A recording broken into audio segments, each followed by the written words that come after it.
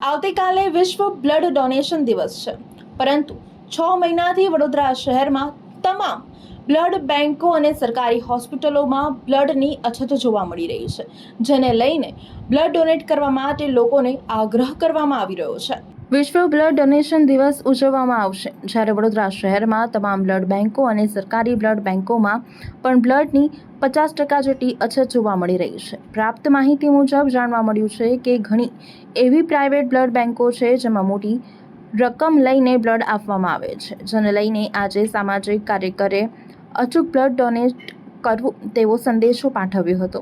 આવતીકાલે blood donation દિવસ નિમિત્તે તમામ લોકોએ બ્લડ ડોનેટ કરવું તેમ જણાવ્યું હતું, જેથી લોકોનો જીવ બચાવી શકાય। વડોદરા શહેર ભારત વિશ્વમાં કાલે બ્લડ દિવસ છે, ત્યારે વડોદરા શહેરમાં સંસ્કારી નગરીમાં જો 50% બ્લડની અછત પડતી હોય તો આ એક સિસ્ટમ માટે પણ શરમજનક બાબત છે। વડોદરા શહેરના એક નાગરિક માટે, દરેક તમામ નાગરિકો માટે પણ આ શરમજનક બાબત છે। દરેક લોકોએ બ્લડ ડોનેટ કરવું જોઈએ।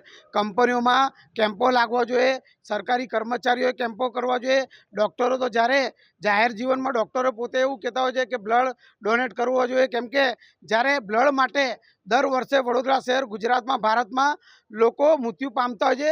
જ્યારે સમય પર બ્લડ નથી મળતું, ત્યારે વડોદરા શહેરની અંદર કેટલી બ્લડ બેંકો એવી છે કે ત્યાં બ્લડ લેવા જતા હોય છે તો બ્લડ મળતું નથી, અને કેટલી બ્લડ બેંકો એવી છે કે સોદાબાજી થતી હોય છે। ત્યારે ગુજરાત સરકારે 2017માં 2 બ્લડ બેંકો એવી છે, તેમને નોટિસ આપવામાં આવી હતી કે તમારા બ્લડની અંદર કઈ અંશે એટલે કે થોડા અંશે HIV પોઝિટિવના અંશો આવ્યા હતા।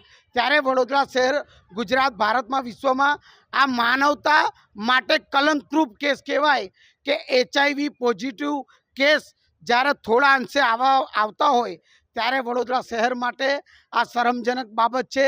પરંતુ તમામ લોકોને કહેવા માગું છું કે કાલે બ્લડ દિવસ છે, ત્યારે દરેક લોકોએ બ્લડનું ડોનેટ કરવું જોઈએ, જેથી કરીને કોઈ પણ વ્યક્તિ બ્લડ માટે મૃત્યુ ના પામે, એ આશા રાખું છું।